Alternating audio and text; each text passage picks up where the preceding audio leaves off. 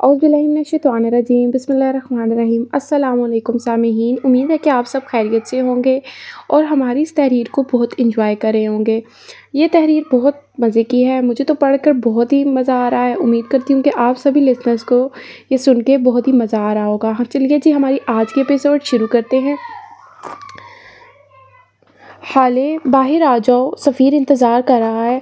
हमारा महरमा कमरे के दरवाज़े से झांकते हुए मतवाज़ा लहजे में बोली थी।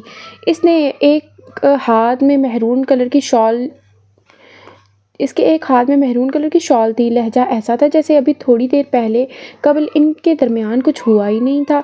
हसन दोनों को बारी बारी देख रहा था, जबकि हाले चंद लम्हे इसकी आंखों में देखती रही थी और जब बोली तो इसकी आवाज़ सर्द थी।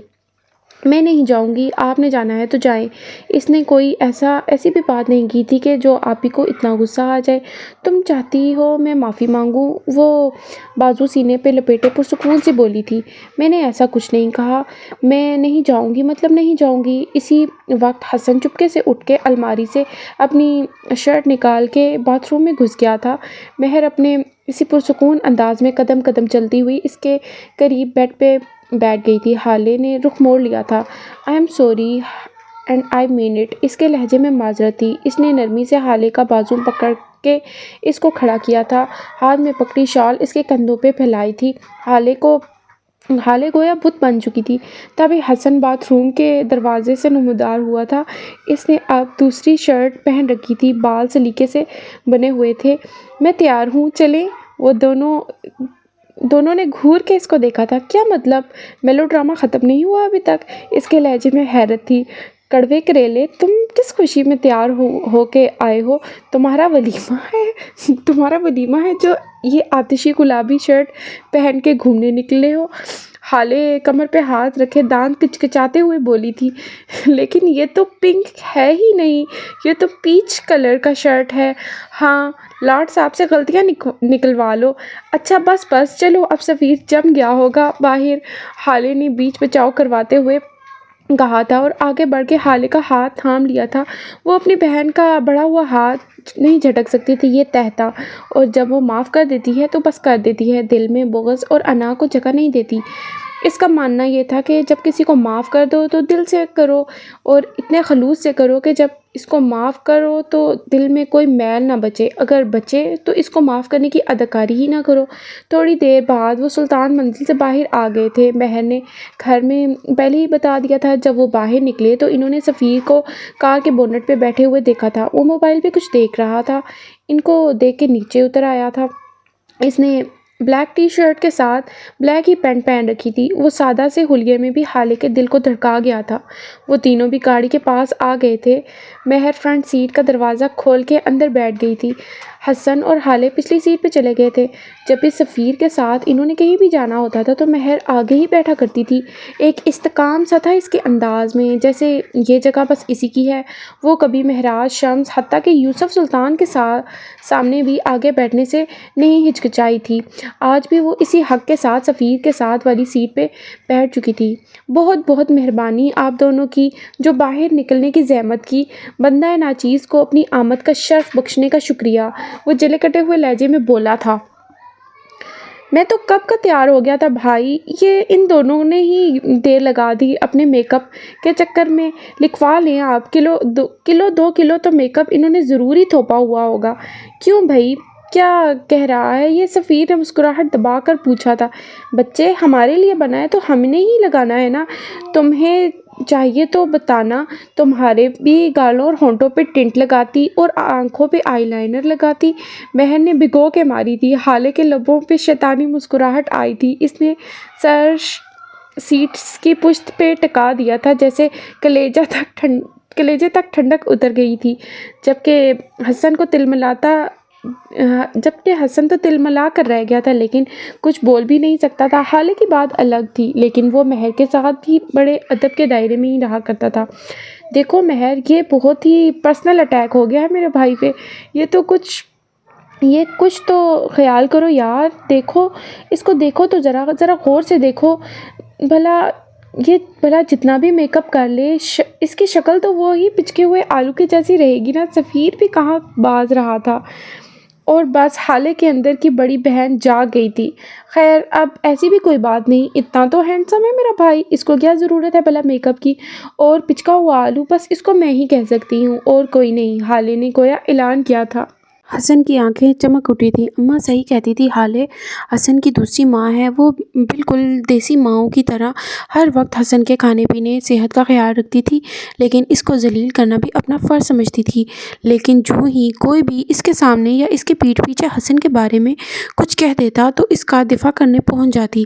اچھا بابا نہیں کہتے کچھ آپ کے بھائی کو، یہ بتائیں کہ کیا کھائیں گے آپ سب؟ سفیر کو حالے کی یہ عادت بہت پسند تھی کہ وہ عام لڑکیوں کی طرح ہر بات پہ ہاں میں ہاں نہیں ملاتی تھی، بلکہ اپنا موقف پیش کر کے اگلے کو لاجواب کر دیتی تھی۔ آئس کریم کھا لیتے ہیں؟ مہر کی طرف سے جواب آیا تھا۔ جو بھی آپ سب کھانا چاہیں بتا دیں، ٹریٹ میری طرف سے ہے۔ اگر یہ ٹریٹ آپ کے واپس آنے کی خوشی میں ہے تو آپ ہمیں ٹرکانے کی کوشش مت کریں، حالے بولی تھی۔ ارے نہیں، وہ ٹریٹ قرض رہی مجھ پہ، یہ تو بس ویسے ہی آپ سب کے ساتھ وقت گزارنے کے لیے ہے۔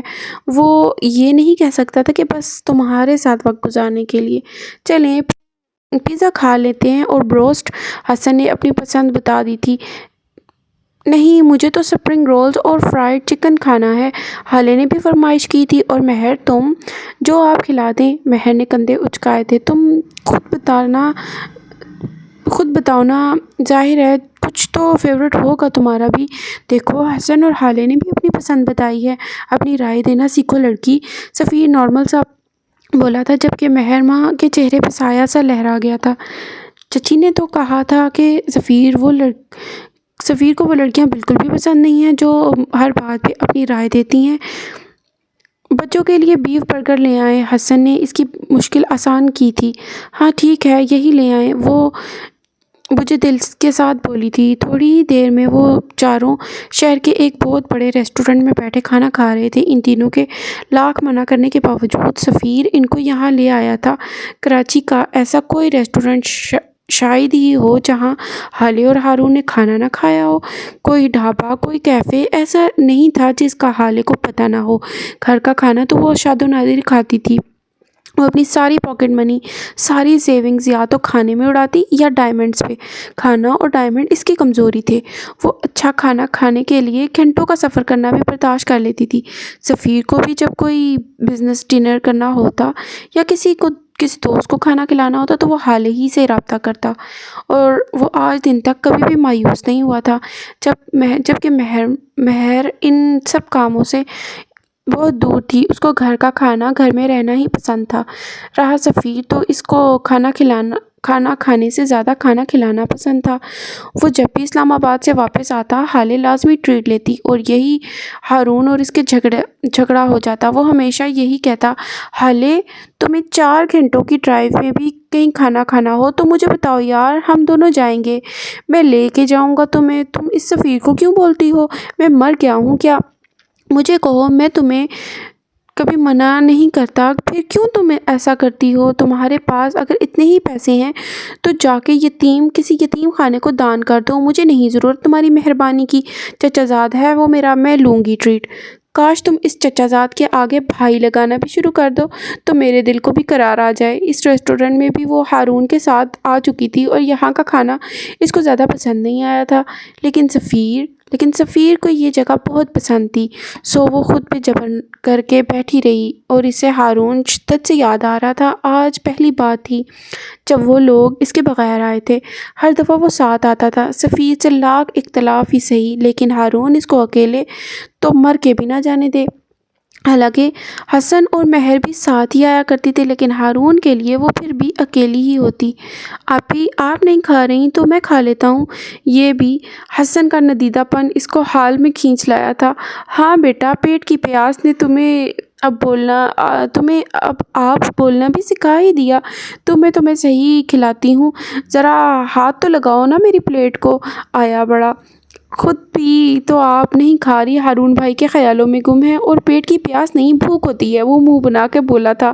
ان دونوں کی لڑائی کو انجوائے کرتا سفیر حسن کی بات پہ ٹھٹکا تھا، جبکہ مہر خاموشی سے اپنی پلیٹ میں چمچ چلا رہی تھی، جیسے اس کو کسی چیز سے فرق ہی نہ پڑتا ہو۔ کیا مطلب، ہارون کو کیوں یاد کرے گی وہ اس وقت؟ وہ پوچھ ہی بیٹھا تھا۔ ہر دفعہ یہ ہارون بھائی کے ساتھ ہی آتی ہے نا، اس لیے حسن نے جواب دیا تھا۔ حالے نے سفیر کا موڈ خراب ہوتے دیکھ لیا تھا۔ ظاہر ہے وہ ہر جگہ ہمارے ساتھ تو نہیں آ سکتا، ہم کزنز ہیں، ایک گھر میں رہتے ہیں، کیا اب کہیں بھی جائیں گے تو اس کو ساتھ لانا ہوگا؟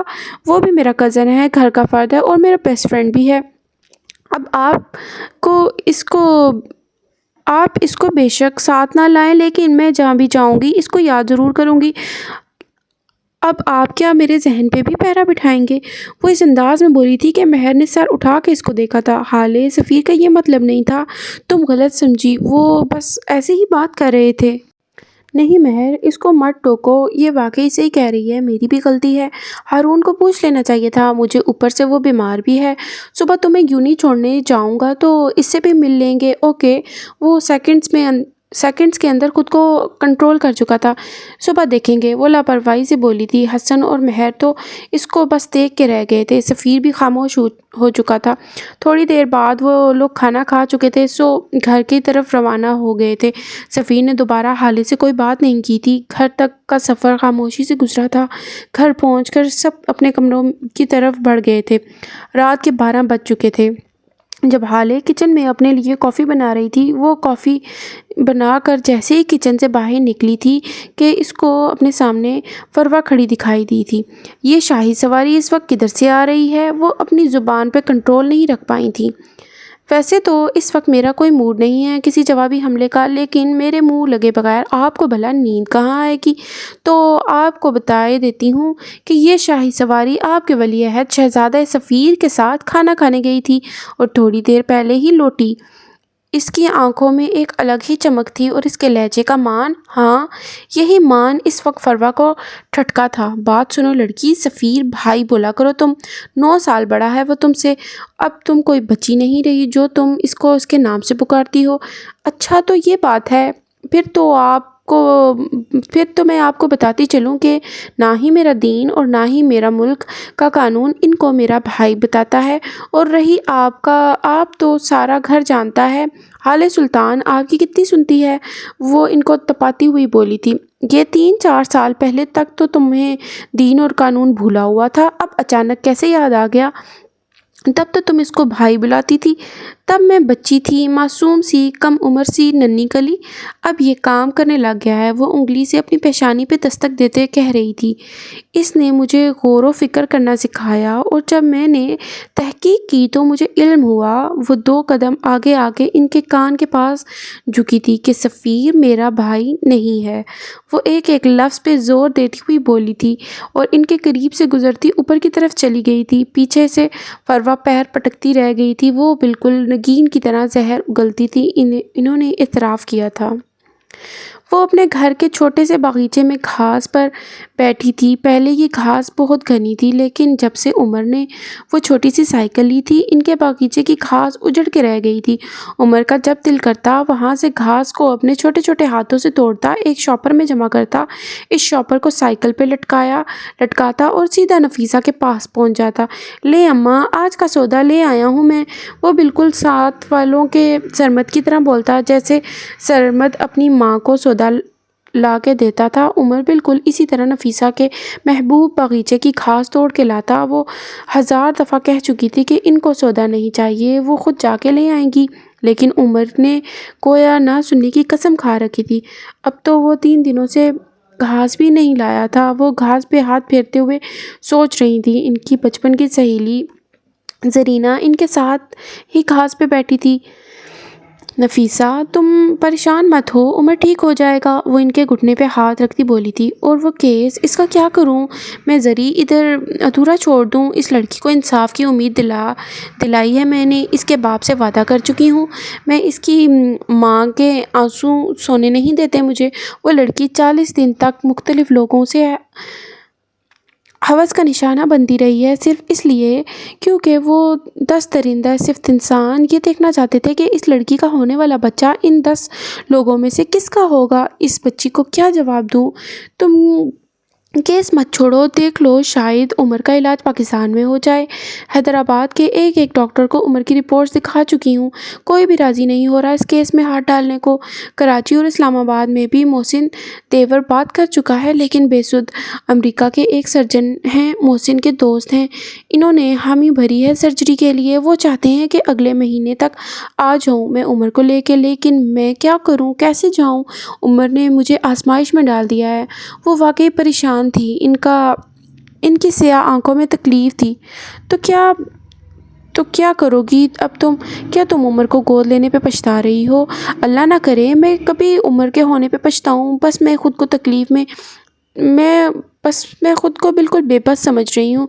इस वक्त मैं बहुत मजबूत हूँ, लेकिन उमर की बीमारी मुझे तोड़ रही है। कोई भी माँ अपने बच्चे की बीमारी नहीं देख सकती, ये इसके लिए सबसे मुश्किल चीज़ है। मैं जब जब उमर को देखती हूँ और जब जब इसको तकलीफ़ होती है, मेरा जी चाहता है कि मैं सारी दुनिया इस पे कुर्बान कर दूँ, बस कोई इसकी तकलीफ़ दूर कर दे। इसकी बीमारी मुझे खाए जा रही है, मैं क्या करूँ? नफीसा, तुम ये केस छोड़ दो, उमर को लेके अमेरिका चली जाओ। ज़री ने वो बात कह दी थी जो अभी तक वो खुद से भी नहीं कह पाई थी। और वो लड़की, इसका क्या होगा? तुम जानती तो हो कि ये कितना हाई प्रोफाइल केस है, इसमें मुलव्विस लोग कोई आम लोग नहीं है। कोई आईजी का बेटा है, तो कोई मैनेजर का, कोई एमपीए का भतीजा है, तो कोई किसी बिजनेस टाइकून का भांजा है। मैं गुरूर नहीं कर रही, लेकिन ये बताओ कि क्या कोई और वकील है इस शहर में जो ये केस लेगा? इन 10 लड़कों ने मिलकर 40 दिन तक एक लड़की के साथ ज्यादती की है। इस लड़की के माँ बाप से मैं वादा कर चुकी हूँ इनसे कि मैं ये केस किसी सूरत नहीं छोड़ूंगी। क्या क्या नहीं किया इन लोगों ने इस केस को ख़त्म करने के लिए। इस बच्ची के माँ को माजूर कर दिया, इसके बाप को नौकरी से निकलवा दिया। इनकी इज्जत दो कौड़ी की नहीं रही इस माशरे में। ऐसे में इनके पास बस एक ही तो चीज़ है, एक ही तो फ़िक्रा है जिसकी खातिर वो ये सब बर्दाश्त कर रहे हैं। इंसाफ, बस यही एक लफ्ज़ है, यही एक फ़िक्रा जिसकी खातिर वो ये सब बर्दाश्त कर रहे हैं। और यही इनको एक उम्मीद है कि मैं ये भी छीन लूँ। क्या मैं ये भी छीन लूँ? बताओ नज़री, मैं क्या करूँ? तुम तस्वीर का एक रुख देख रही हो, मुझे दूसरा रुख भी दिखाऊँ तुम्हें? वो आम सी सूरत वाली मुखलिस औरत रफ्सान से बोली थी। इन्होंने उमर को स्कूल से निकलवा दिया, तुम्हारे बैंक अकाउंट फ्रीज करवा दिए। रोज़ जब तुम कोर्ट जाती हो तो इनके भेजे हुए गुंडे तुम्हें हरासा करते हैं। आधी रात को तुम्हारे घर के शीशे तोड़ जाते हैं। जब तुम बेकरी से सामान लेने के लिए उतरती हो तो तुम्हारी गाड़ी को बीच सड़क पे जला दिया जाता है। कोई भी डॉक्टर तुम्हारे बेटे का इलाज नहीं करता। वो दर्द से तड़पता रहता है, लेकिन कोई भी डॉक्टर इसको एक पेन किलर तक देने को तैयार नहीं। अगले हफ्ते तक तुम्हारे घर में खाने का सामान भी ख़त्म हो जाएगा और तुम्हारे पास इतने पैसे भी नहीं होंगे कि तुम उमर का इलाज और घर का राशन साथ में मेंटेन कर सको। नफीसा ने इसकी बातों पे कर्ब से आंखें मींच ली थी। आंसू का एक गोला सा था जो गले में अटक गया था। लेकिन नहीं मेरी दोस्त, तुम केस मत छोड़ना, ये ज़रूरी है। इनको इंसाफ दिलाना बहुत आसान है, बहुत सस्ता। एक ही कीमत है इसकी, बस एक ही कीमत। वो बहुत सुकून से नॉर्मल लहजे में बोल रही थी। क्या बताओ मुझे, क्या कीमत है? नफीसा को एक मुहिम सी उम्मीद नज़र आई थी। उमर की मौत, बस यही कीमत है इस केस को जीतने की। और नफीसा को लगा था ज़री ने इनके दिल को मुट्ठी में ले लिया हो। ज़री, तुम्हारी ज़ुबान मफलूज हुई ये सब कहने से? तुम्हें शर्म आनी चाहिए। तुमने इतनी आसानी से मेरी उम्र के लिए ये अल्फाज कैसे इस्तेमाल किए? मैं पिछले 1 महीने से तुम्हें बहुत मोहब्बत, प्यार और नरमी हर अंदाज में समझा चुकी हूँ नफीसा, लेकिन तुम्हें मेरी कोई भी बात समझ नहीं आती। तुम्हारी सुई बस एक ही जगह पर अटकी हुई है। केस का क्या होगा? क्या तुमने ये सोचा है कि उमर का क्या होगा? मैं तुम्हारी दोस्त हूँ, तुम्हारा आईना। मैं वही बात करूँगी जिसमें तुम्हारा फ़ायदा हो, तुम्हारी भलाई हो और तुम्हारी खुशी हो। और ये सब कुछ बस एक इंसान से जुड़े हैं, उमर। लेकिन ठीक है, अगर तुम फिर भी कुएं में कूदना चाहती हो तो ठीक है, मैं साथ कूदूंगी। जो भी तुम्हारा फैसला होगा, मैं तुम्हारे साथ हूँ। तुम 2 चीज़ें साथ साथ नहीं कर सकती, केस या उमर। में से किसी एक चीज़ को चुनना पड़ेगा। वैसे मुझे एक बात बताओ, अगर तुम्हारी सगी औलाद होती तो क्या तब भी तुम इतना ही सोचती या फिर 1 मिनट के अंदर फैसला करती? ज़री की बात ज़री की बातों में नफीसा ने ज़ख्मी नज़रों से इसको देखा था। इनकी आंखों में दर्द था, बेबसी थी। क्या था जो इस वक्त इस मजबूत औरत की आंखों में नहीं था? मैं ये केस नहीं छोड़ूंगी। मैं पाकिस्तान के एक एक शहर में जाऊंगी, एक एक अस्पताल में उमर की रिपोर्ट्स लेके जाऊंगी। कोई तो ऐसा डॉक्टर होगा जो मेरे उमर का इलाज करेगा। कोई तो होगा जिसको अपने फ़र्ज़ से मोहब्बत होगी। मैं हार नहीं मानूंगी। उमर मेरी कमज़ोरी नहीं, वो ताकत है मेरी। और एक बात और, अगर उमर की जगह मेरी सगी औलाद भी होती तब भी मेरे लिए फ़ैसला लेना इतना ही मुश्किल होता जितना अब है, क्योंकि जिस पेशे से मैं मुंसलिक हूँ वो बहुत मुक़द्दस है और इसका तक़द्दुस मेरे लिए हर चीज़ से ज़्यादा अहम है। वो ये कहती हुई उमर के कमरे की जानिब बढ़ गई थी, जबकि ज़री वहीं इसी आधी उजड़ी घास पे बैठी रह गई थी। अगली सुबह बहुत गर्म तुलू हुई थी। सूरज तो जैसे अपने तमाम हिसाब बेबाक करने को था। हाले अपने कमरे में खड़ी बाल ब्रश कर रही थी। इसने सफ़ेद लंबी कमीज़ के साथ सफ़ेद ही ट्राउज़र पहन रखा था, जबकि सब्ज़ दुपट्टा गले में झूल रहा था। स्याह आंखों में हल्का सा काजल लगा के, पिंक लिपस्टिक लगा के वो यूं ही जाने को तैयार थी। जब मुलाजमा ने इसको दादा का पैगाम दिया था, वो अपनी स्टडी में इसका इंतज़ार कर रहे थे। हाले ने सर हिला के मुलाजमा को जाने का इशारा किया और ख़ुद पे एक आखिरी निगाह डालते मुतमईन सी स्टडी की जानिब बढ़ गई थी। दादा जान की स्टडी हमेशा की तरह नफासत से सेट थी। तीनों दीवारों पे किताबों के बड़े बड़े रैक्स थे। न जाने कहाँ कहाँ से ये किताबें इन्होंने जमा की थी।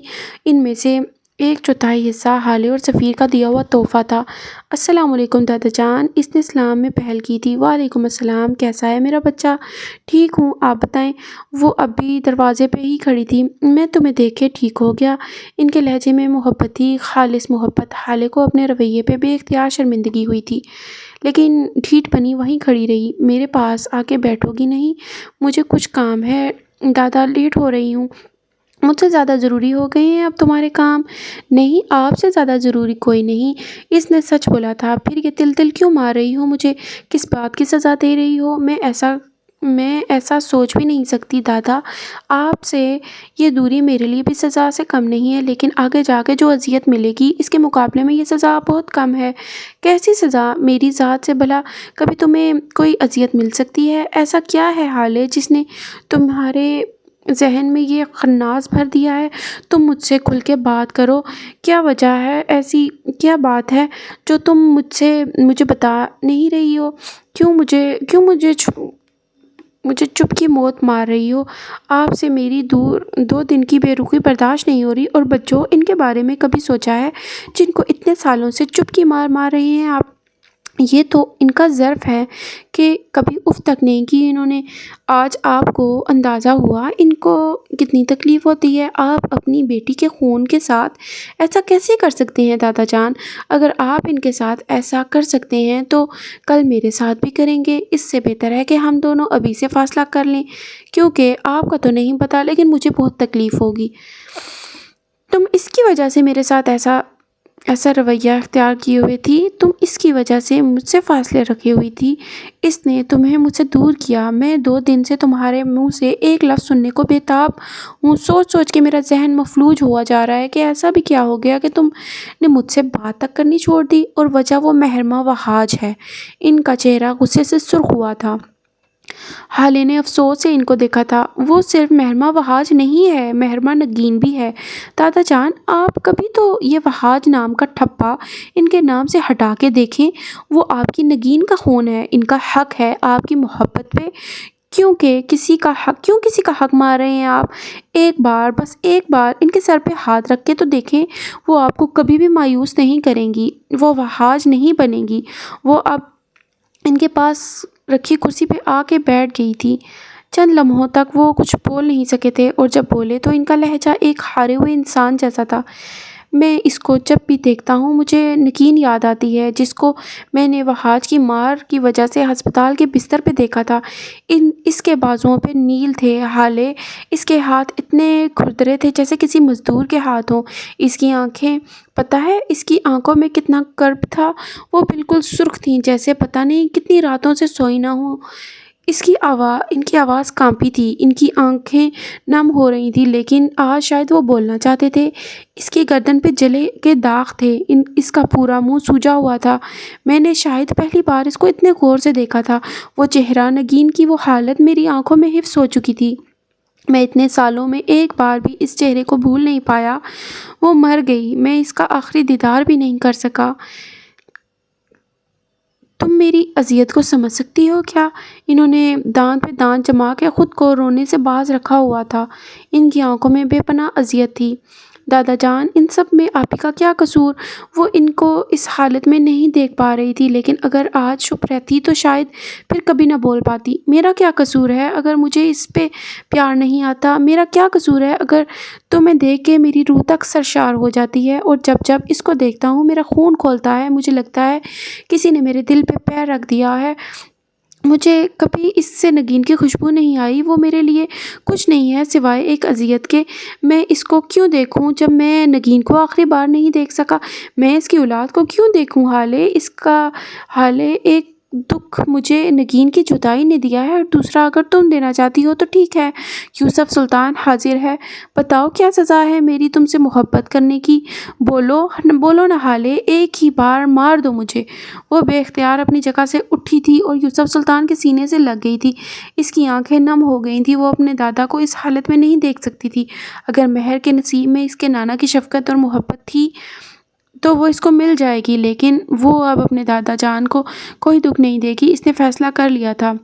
آئی ایم سوری دادا جان، مجھے آپ سے ایسا رویہ نہیں رکھنا چاہیے تھا۔ آئی لو یو، میں دوبارہ ایسا کبھی نہیں کروں گی۔ میں کبھی آپ سے دور نہیں جاؤں گی۔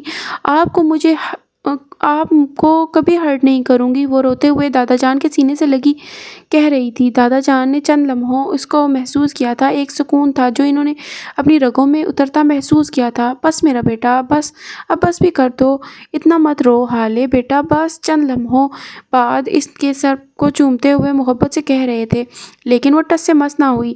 ارے نہیں، ذرا دیکھو تو، تمہارا سارا میک اپ خراب ہو گیا۔ انہوں نے اپنا آخری حربہ آزمایا تھا۔ اللہ اللہ، کیا واقعی؟ اس نے جھٹکے سے سر اٹھایا تھا۔ اف، آپ نے ایموشنل کر دیا۔ میں اس کو فکس کرنے جا رہی ہوں۔ کیا زیادہ ہی پھیل گیا ہے کاجل؟ اس نے جاتے جاتے مڑ کے دیکھا تھا۔ نہیں، بس اتنا بھی نہیں، تم تو ہر حال میں ہی حسین لگتی ہو، بالکل نگین کی طرح۔ حالے نے بس مسکرا کے ان کو دیکھا تھا اور دروازہ کھول کے باہر نکل گئی، لیکن سامنے کھڑے وجود کو دیکھ کے بری طرح سے ٹھٹکی تھی۔ بچوں، آپ کب آئیں یہاں؟ وہ اپنی حیرانی چھپاتی بمشکل بولی تھی۔ نرگس ملازمہ نے کہا تھا، ابا نے کہا ہے میں کافی لے کر اسٹڈی کے دروازے پہ کھڑی رہوں جب تک تم اور ابا اندر ہو۔ جب تم جاؤ گی تب وہ مجھے اندر بلائیں گے۔ حالے انہوں نے نہیں بلایا یار۔ اس کی آنکھوں سے آنسو بہہ رہے تھے، اس کی آنکھیں سرخ تھیں، پوٹے سوجے ہوئے تھے۔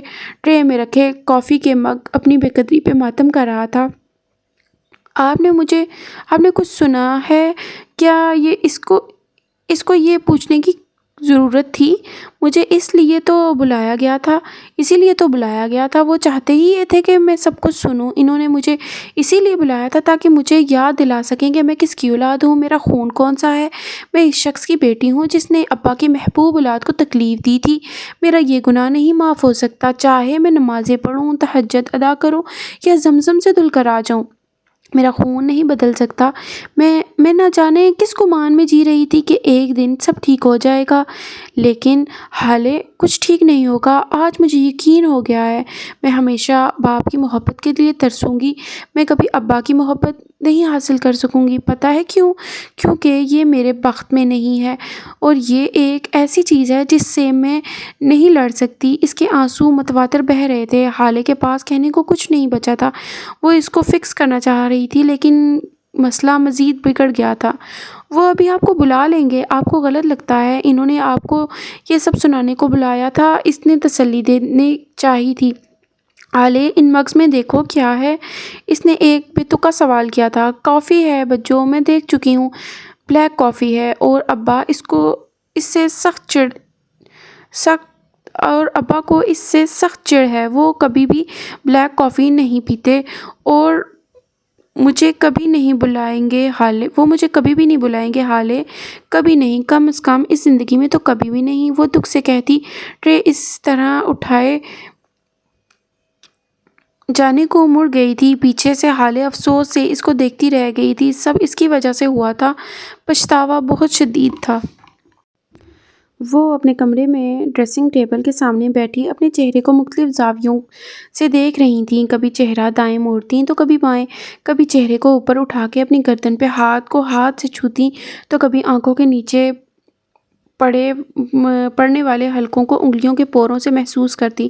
ان کی یہ کارروائی پچھلے آدھے گھنٹے سے جاری تھی۔ شمس سامنے صوفے پہ کسی فائل کو دیکھتے ہوئے بیٹھے کئی بار ان کو بھی دیکھ چکے تھے، اب ان کی صبر کا پیمانہ لبریز ہو رہا تھا۔ فروا، بس بھی کر دو، آدھا گھنٹہ ہو گیا ہے تمہیں یہاں بیٹھے ہوئے، ایسا بھی کیا نیا ہے تمہارے چہرے میں جس کو تم دیکھے ہی جا رہی ہو؟ مجھے لگ رہا ہے میرے حلقے بڑھتے جا رہے ہیں، اور یہ تھوڑی کو دیکھو غور سے، یہاں سے تو سکن لٹکتی ہوئی محسوس ہو رہی ہے، دیکھو ذرا۔ وہ اب ان کی طرف گھوم گئی تھی۔ مجھے تو ایسا کچھ نہیں لگ رہا، تمہیں تو خواہ کا وہم ہوتا جا رہا ہے، پچھلے مہینے ہی تو تم نے سرجری کروائی تھی، اب یہ کیا نیا شوشہ ہے؟ وہ سخت بیزار نظر آ رہے تھے۔ مجھے پتا ہے تمہیں جو تکلیف اٹھ رہی ہے، لیکن تم فکر مت کرو، تم سے پیسے نہیں لوں گی، میرا بیٹا آ گیا ہے، اب تم اپنے باپ اور بھائی کی خیرات اپنے پاس رکھو۔ وہ اب دوبارہ آئینے کی طرف متوجہ ہو چکی تھی۔ جسے تم خیرات کہہ رہی ہو وہ میرے خون پسینے کی کمائی ہے، میں وہاں کماتا ہوں، میں اپنے باپ سے یا اپنے بھائی سے مانگ کر نہیں کھاتا، دن رات گدھوں کی طرح کام کرتا ہوں، اور اسی کام کی وجہ سے تم یہ ہر آئے دن سرجری اور پتہ نہیں کون سے ٹریٹمنٹ کرواتی پھرتی ہو۔ اچھا اتنے ہی قابل ہو تم تو آج تک کیوں نہیں ملا تمہیں پاور آف اٹرنی؟ وہ تو آج تک بھائی صاحب کے پاس ہے، ایک چھوٹے سے کام کے لیے بھی تمہیں ان سے اجازت کیوں لینا پڑتی ہے؟ کیا تم اپنی مرضی سے کمپنی کا کارڈ بھی بدل سکتے ہو؟ تمہیں تو اس کے لیے بھی بھائی صاحب کی اجازت درکار ہوگی۔ کیوں؟ صحیح کہا نا؟ وہ اندر تک جھلسا دینے والی مسکراہٹ کے ساتھ بولی تھی۔ اگر تمہیں یاد ہو تو کچھ عرصہ پہلے بابا نے پاور آف اٹرنی مجھے دے دی تھی، انہوں نے اپنا دفاع کیا تھا۔ اچھا ایسا ہوا تھا کیا؟ وہ سوچنے کی اداکاری کرنے لگی۔ اوہ ہاں، یاد آ گیا مجھے، بالکل، تمہیں یہ پاور آف اٹرنی ملی تھی، لیکن 2 مہینے بعد ہی بابا نے تمہیں ذلیل کر کے یہ پاور آف اٹرنی پھر سے بھائی جان کو دے دی تھی۔ اور میں بتاؤں کیونکہ تمہاری ایک غلط ڈیل کی وجہ سے کمپنی کو کروڑوں کا نقصان ہوا تھا۔ بابا تو تمہیں کمپنی میں گھسنے بھی نہیں دینا چاہتے تھے، اور تب کس نے بچایا تھا تمہیں؟ کس نے بچائی تھی تمہاری ساکھ؟ میں نے، میرے اس عظیم دماغ نے، میری عقل نے بچایا تمہیں۔ میں نے وہ ساری بات اپنے بیٹے کے سر ڈال دی تھی، اور وہ یہ ماننے پر مجبور ہو گیا تھا یہ اس نے کیا ہے۔ اس نے بابا کے سامنے قبول کیا کہ یہ اس کی غلطی تھی، اور سفیر کو تو یوسف سلطان کا خون بھی معاف ہے۔ میں نے اور میرے بیٹے نے بچایا تمہیں۔ وہ اپنے سینے پہ انگلی سے دستک دیتے کہہ رہی تھی۔ اس لیے اب تم اپنی قابلیت کے قصے مجھے تو مت ہی سناؤ، شمس سلطان، وہ نحوست سے کہتی رخ موڑ گئی تھی، جبکہ شمس سلطان چند لمحے بے بسی اور خفت سے ان کو دیکھتے رہے، اور پھر سر جھٹک کے ایک بار پھر اس فائل کے ورق گردانی میں مصروف ہو چکے تھے۔ ان کی آنکھیں فائل پہ جمی تھیں، لیکن دماغ وہ کہاں تھا؟ چلیے جی، آج کی ہماری ایپیسوڈ یہیں تک تھی۔ امید کرتی ہوں کہ آپ کو ہمارا یہ ناول پسند آ رہا ہوگا۔ اگر آپ کو ہماری یہ تحریر پسند آ رہی ہے تو پلیز لازمی ہمارے اس چینل کو سبسکرائب کر دیں۔ بہت شکریہ، اللہ حافظ۔